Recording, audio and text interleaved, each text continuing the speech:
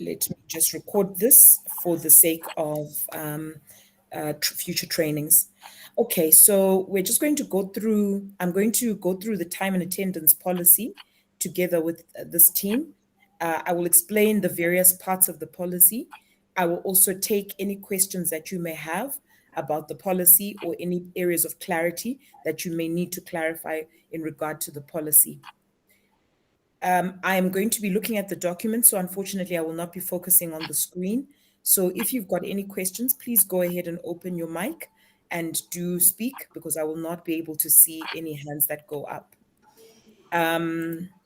Okay, so this policy is called the Time and Attendance Policy. The policy number, the proposed policy number is 2023/0723.001. The effective date of the policy will be the 1st of August 2023.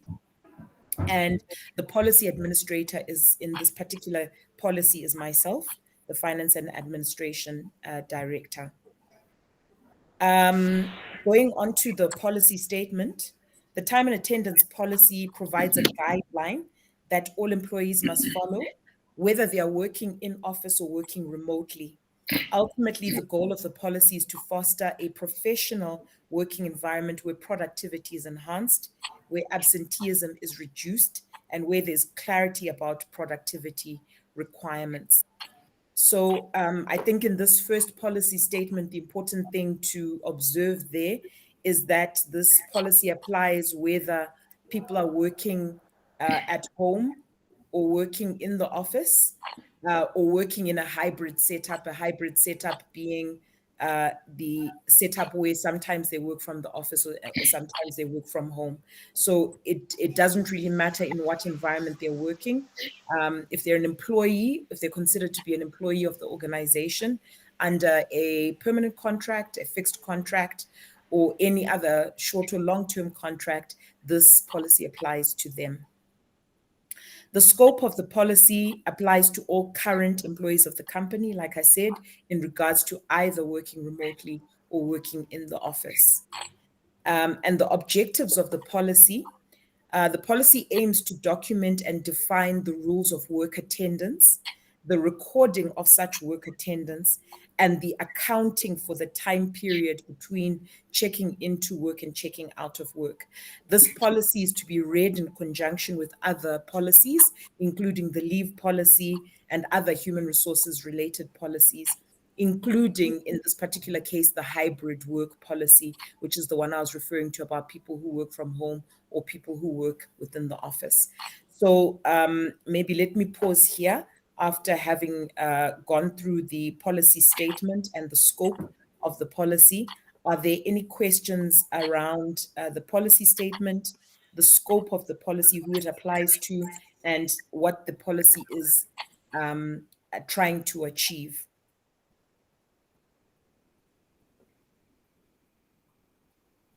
That's clear. Okay, thank you.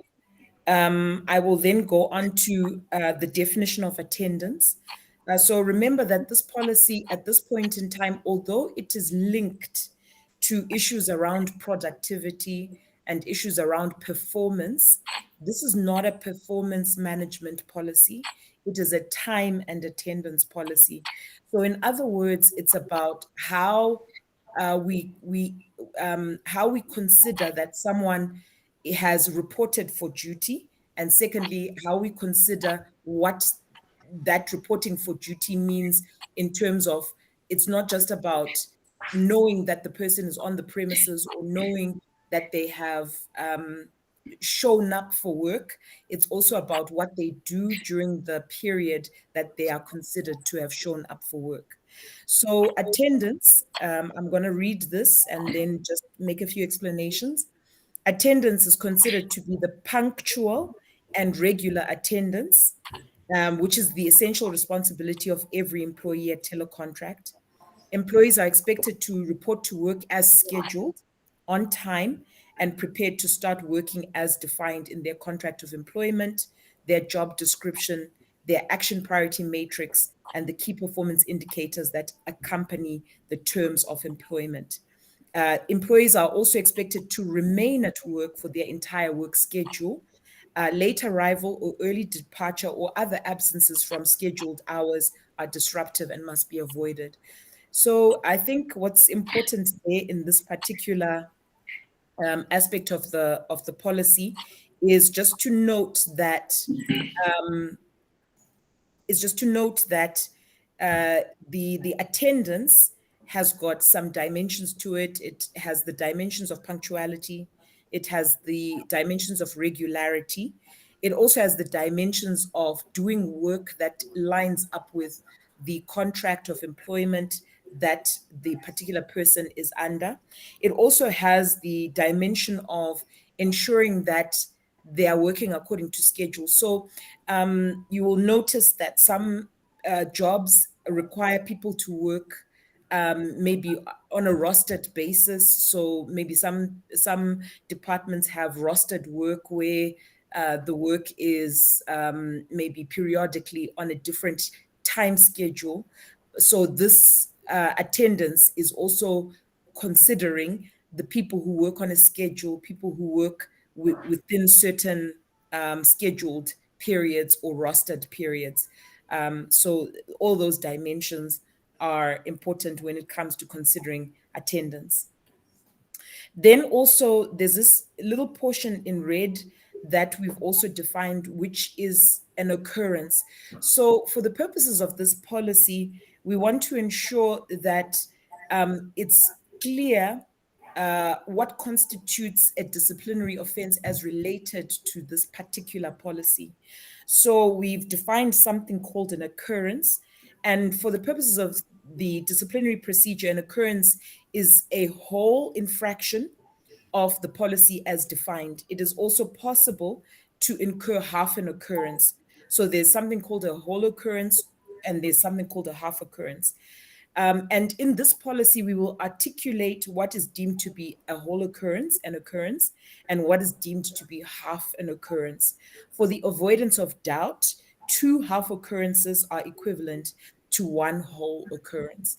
So an occurrence is any infraction or any transgression of any part of this policy.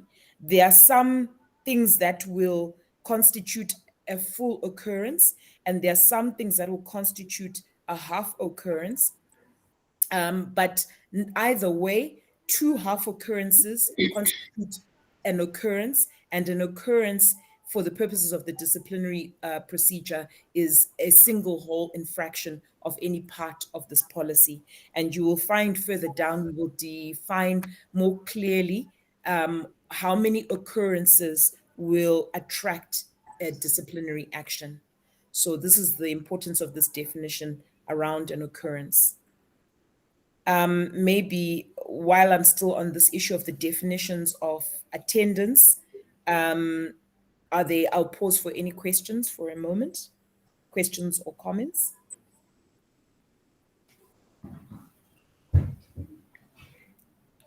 It's clear. Thank you. All right. So now going on with the definition of the time, the attendance in particular.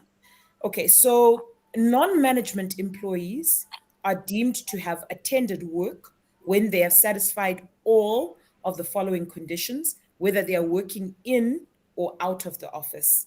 So this portion of a definition of attendance applies to non-management employees, any employee that is not considered to be of management level or of the equivalent of management.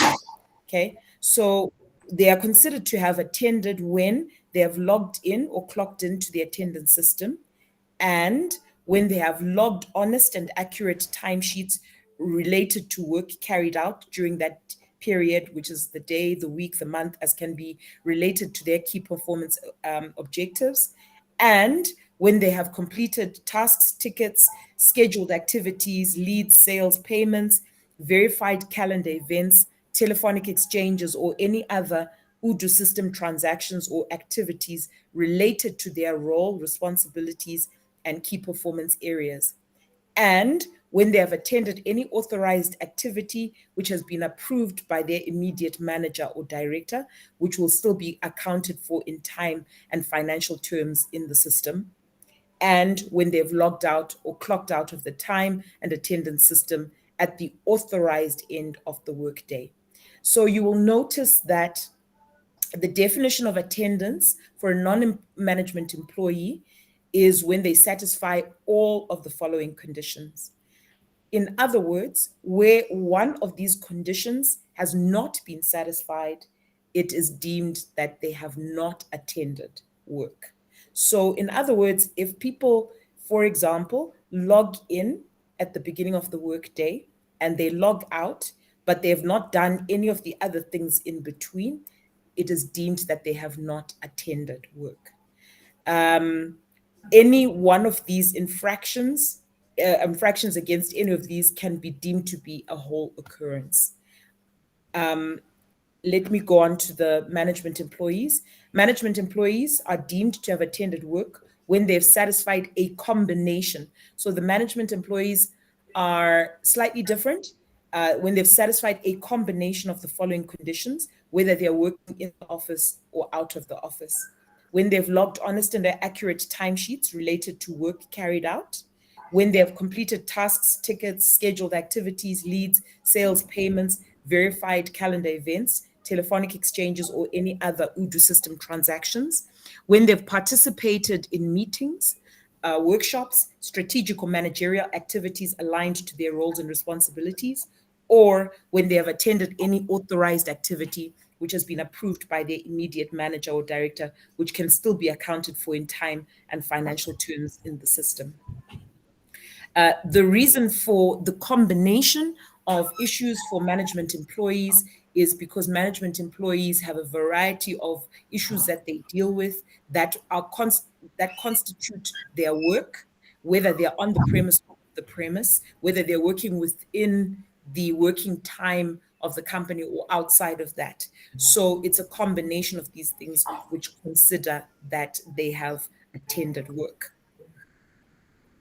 Lack of attendance in breach of any of the sections defined above counts as one occurrence for the purposes of discipline under this policy.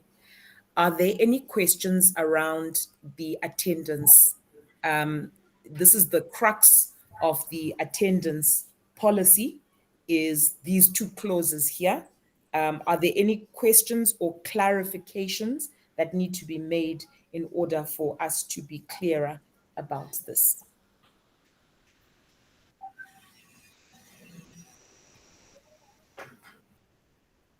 It's going to be clear. very important for us to explain this with great clarity to our teams so that there's no confusion. Okay, all right. I will go on to clause number 2, which is absence. Absence is defined as the failure of an employee to report for work when he or she is scheduled to work. The two types of absences are defined below. There's an authorized absence, which occurs when all the following conditions are met. The employee provides his or her supervisor sufficient notice, at least 60 hours or 5 working days in advance of the absence.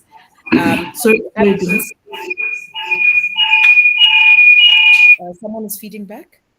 The absence request is approved in advance by the employee's supervisor, and the employee has sufficient accrued paid time off to cover the absence. When the person fulfills these conditions, this is sorry, Jimmy. Marco has a question. An authorized absence. Okay, yes, please go ahead, Marco. All right, I'm going to take you back a little bit. So on attendance, I understand on our dashboard right now, we were only checking the logging in of employees and not the logging out. So does this mean that we will need to also keep track of the time they log out? Correct. This is very important. And this is, again, it's people's duty to log in. It's each individual employee's duty to log in and to log out. Obviously, HR must, at intervals, make sure that you're keeping track of people logging in and logging out. And notifying them of their failure to do so from time to time. So yes, that is correct. Does that answer your question? Yes, thank you. The reason for logging in and logging out is we want to know what times people have been working, because we've got different people working at different times of the day, different times of the week, and so on. So it's important that people don't just leave their clock running, that they ensure that they log in and they log out at the times at which they've logged into work and logged out of work. We've also asked the devs to help us with automated log out at a certain point of the day for those who just to also stop these clocks running continuously. But it is someone's responsibility to ensure that they log out at the end of the day.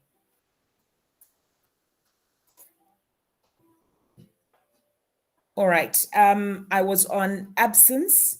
We just talked about authorized absence. We're now going to talk about unauthorized absence. Okay, so unauthorized absence occurs when any of the above conditions are not met. So the above conditions are the conditions for an authorized absence, right?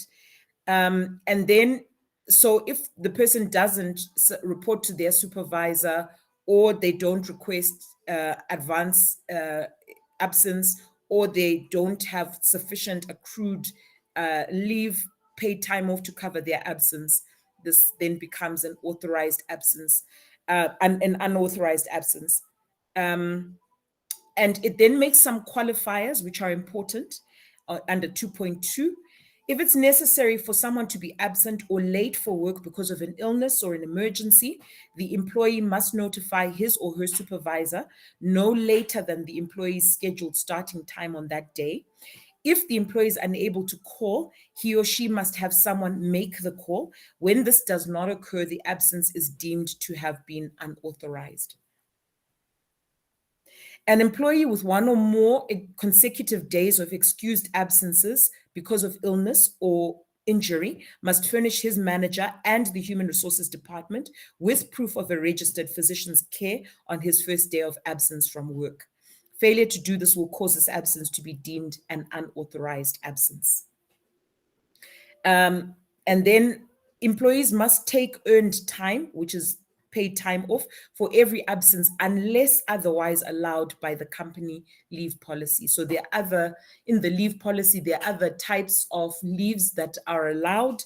But what this is saying is that unless provided for in another leave format, the person must take earned paid time off for absence unless otherwise allowed in the company leave policy.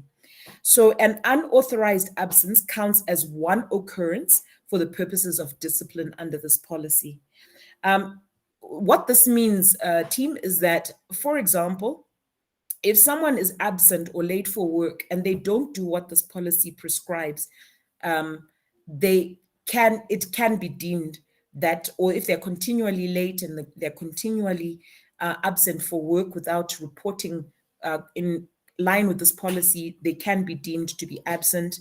And it can be that they may not necessarily be permitted to take paid time off if they do not do the things that are prescribed in this policy.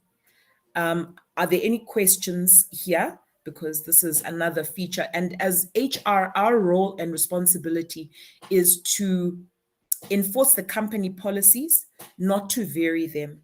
If there's any variance that we decide to make, or this must be done through a formal procedure where there must be application for variance. In other words, what I'm saying is we cannot apply it to one person and not apply it to another. We have to be consistent in our application of the policy across the board. If there's any reason to vary the policy, please, as HR team, this is not our prerogative to do. This is something that we would have to then escalate upwards to EXCO, because EXCO is the policy making and policy decision engine of the business. If there's any variance of any policy that we want to propose or want to estimate or want to apply in any situation, please don't make that decision. Escalate it upwards and let the decision come from Exco. That way you're safeguarding yourself and you're safeguarding the company and its policy-making engine. Are there any questions in terms of the authorized and unauthorized absences, clause 2, which has to do with authorized and unauthorized absence?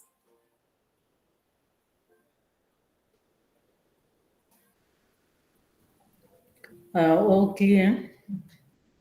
Okay, thank you. Clause number 3 speaks to tardiness, which is lateness, and early departure. Okay, so employees are expected to report to work and return from scheduled breaks on time.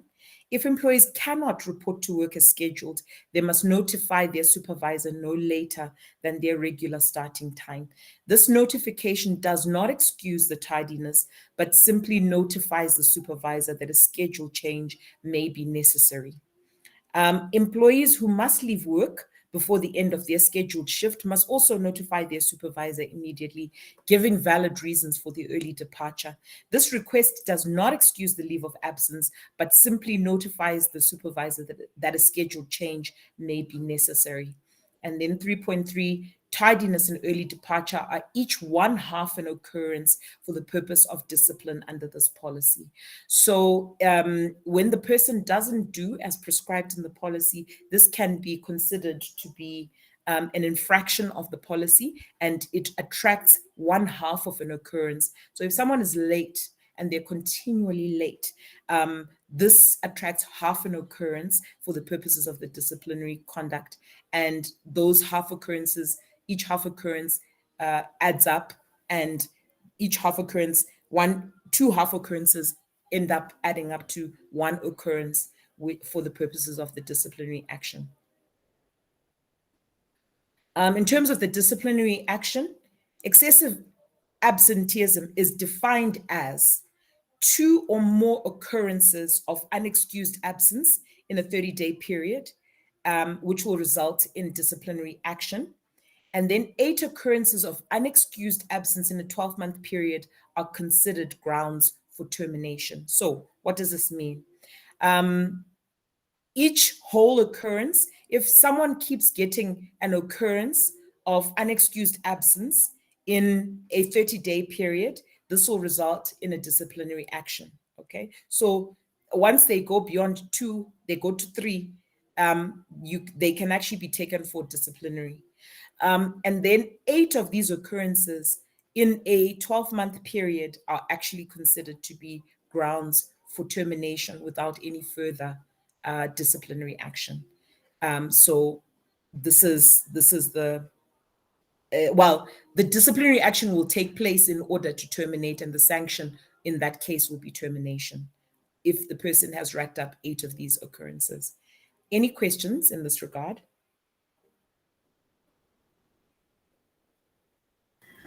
Hi, Dumi. Go ahead. Please scroll up to tardiness and yes. All right, so there's a section that says employees who leave work before the end of their scheduled shift must notify their supervisor immediately, giving valid reason for their early departure. This request does not excuse the leave of absence, but simply notifies the supervisor that the schedule change may be necessary. Does this mean it's an occurrence if it's not excused? Yes, if it's not excused, it becomes an occurrence, 100%. It becomes half an occurrence, actually. Okay, all right. If it's not excused, it becomes half an occurrence. All right, okay, thank you. Mm-hmm.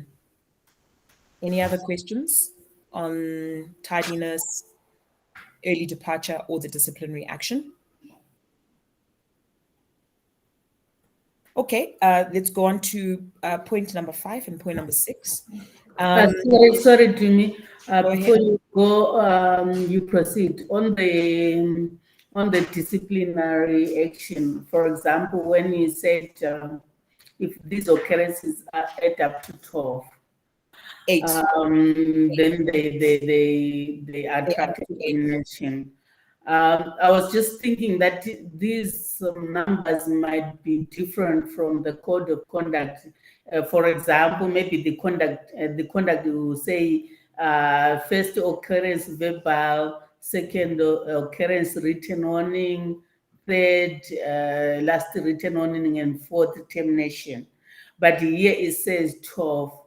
So I was wondering that if then we are applying the code of conduct, maybe employees will say, I haven't reached 12, so you cannot terminate me. Right. So this should not conflict with the code of conduct. So remember that an occurrence, in any case, in order to record an occurrence, and maybe that's what we haven't really gotten to, in order to record an occurrence, you would have to record it somewhere. So it's either you're recording it as a verbal warning or as a written warning.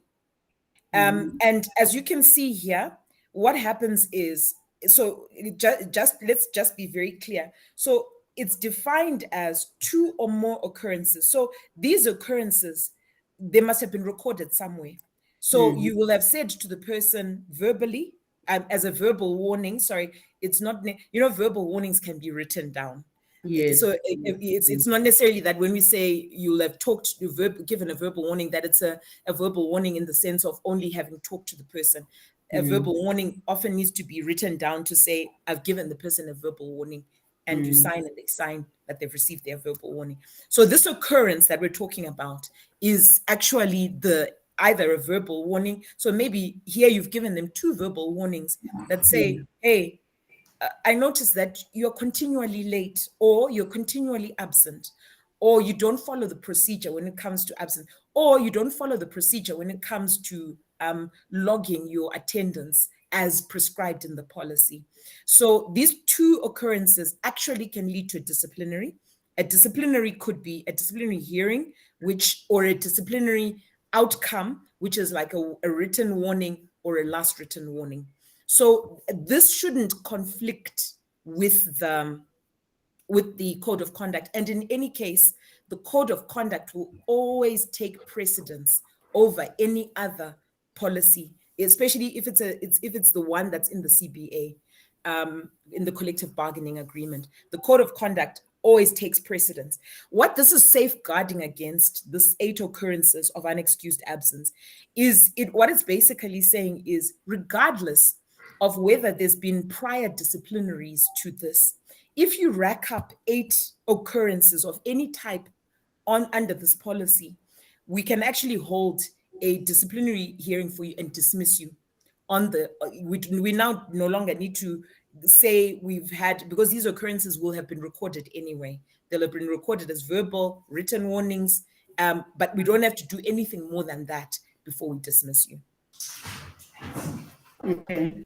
So the 2 are not going to conflict, because we must, in any case, the occurrence must be either a written warning or it must be a verbal warning based on this.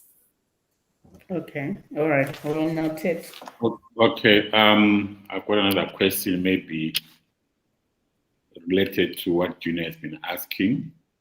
So when we hold disciplinary actions because people have accumulated so many occurrences, are we disciplining them in terms of the policy, or are we disciplining them in terms of the code, the CPA, the code of conduct? The 2 cannot conflict.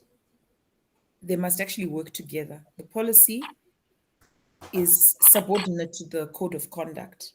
So if the code of conduct says, so here, 2 or more occurrences of unexcused absence will result in disciplinary action, you must discipline them in accordance with, the disciplinary action is in accordance with the CBA. Okay. You cannot discipline outside of the CBA. So any disciplinary action that is taken in line with any policy in the organization must be done under the ambit of the CBA.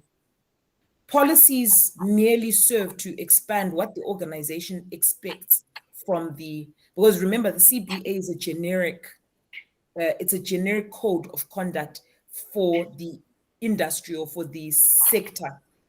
But the policy of an organization is very specific to the organization, and it defines what in the organization is considered to be infractions of policy, infractions of procedures, infractions of processes that the organization considers to be sacrosanct. But at the end of the day, any disciplinary action must take place under the broader under the broader umbrella or covering of the CBA and the labor law, obviously.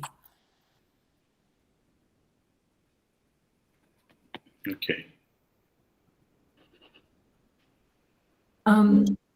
Hi, Dumi. I also, while we're still dwelling on particularly logging in and logging in and the disciplinary action against that, I just wanted clarity on. I'm speaking for myself. There's times when I come to work on time, but I forget to log in on time, and it's only maybe after 30 minutes or an hour that I remember, oh, I was supposed to log in. I did not. How are we going to handle that? Again, that would have to be obviously handled at a departmental level, where your department head would have to authorize the backdating of that timesheet to show that it actually happened on time. But again, it's each employee's, one of the routines that every single employee must just get into is just logging in on time, one way or the other. Obviously, if it happens on a particular day and week, whatever, people can forget. And the department head, in conjunction with the person, can approach HR for the backdating of that login time. But at the end of the day, it can't be an everyday thing. We've got to have a routine around a work attendance that says the first thing that I do when I get to work, whether it's at 7:30 in the morning or it's at 8 o'clock or just after 8, we must log in. Noted. Thank you, Dumi. Any other questions in this regard?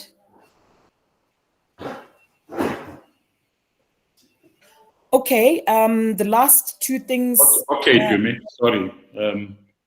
I was just wondering whether it's not possible to, over and above the policy, to work towards a company's code of conduct, which can be registered and be used. Because the generic one, the problem that we're using right now, it has got some deficiencies in the sense that in some of the cases, it does not really specify our own sort of issues that could be considered as acts of misconduct. It's too general. But if we had a tailor-made one, which we could get registered with the labor courts, we could actually, once it's registered, it could be used instead of the generic one. Is what I believe some other companies also they started doing, but it needs to be registered. Once like I said, the code of conduct for the CBA is very generic. It covers very generic rules. But at the end of the day, when an employee starts to work for an organization, one of the things that they're duty bound to do is to follow the policies, the procedures, and the processes of the organization, which define in detail what in that organization is considered to be a infraction of the company's rules and regulations. And so under the ambit, we can still discipline people under the ambit of the generic code of conduct. However, it does not stop us from defining our own specific company code of conduct and registering with the labor courts. That it does not stop us to do that. I think, in fact, if you think back to last week, I started making, or the week before that, I started making an effort to get us to start defining our internal code of conduct, which ultimately at the end of the day will be the basis upon which we can then register. But that is not to say that just because we don't have our own registered code of conduct that we cannot discipline people under the existing CBA and under the existing policies of the organization. As long as the two exist and as long as they're very clear, we are quite able to discipline people under both of these. Agreed. But I would agree that we should work towards a registered CBA, a registered code of conduct. Number 5 says job abandonment. So basically, job abandonment is when an employee fails to report to work for a period of 3 days or more without notifying his or her supervisor. This will be considered to be abandoning the job and voluntarily terminating the employment relationship. Now, please don't get it wrong. Notifying his or her supervisor, obviously, this notification, we're talking about a notification that complies with the authorized absence feature of this policy. So to simply write to supervisor and say, I'm not coming to work today, and then to do so again tomorrow, and to do so again the next day after that, is not notification in this sense. And we will still consider that you've abandoned the job if it is not in the context of this absence policy here that we have defined, or in any of the other leave policies that we've defined in the, all of these policies work together. And so if it's not encapsulated here, but it's encapsulated in another policy, organizational policy, it still upholds and applies. And then number 6 says this policy is subject to review as and when necessary.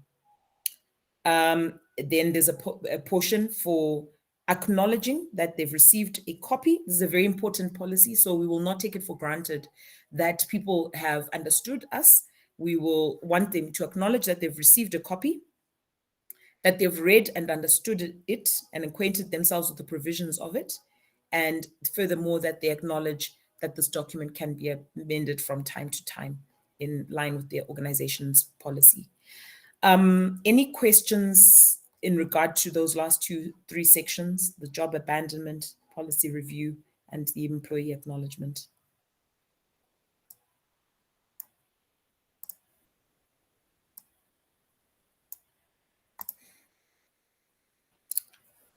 If there are no questions, I will take it that we've understood. Hello.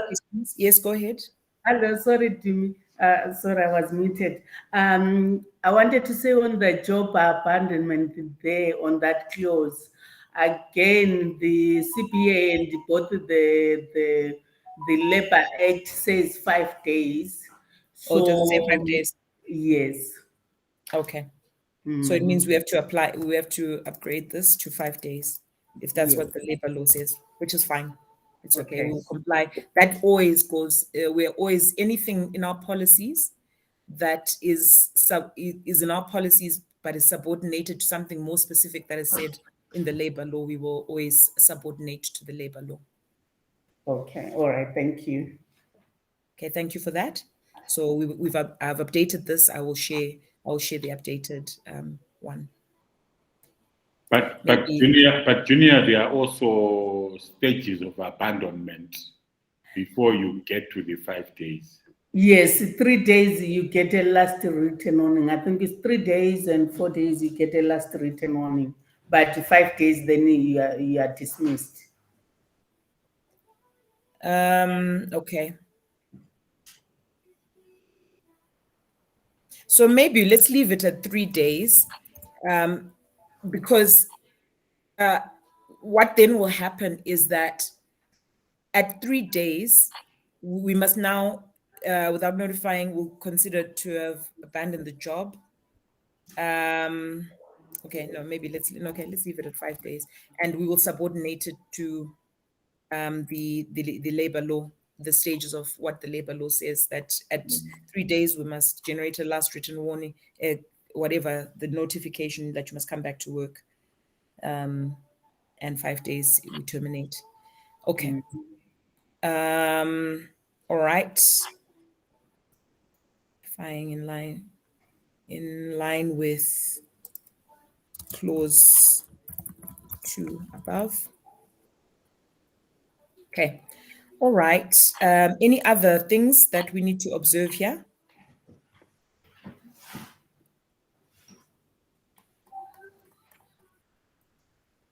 All right.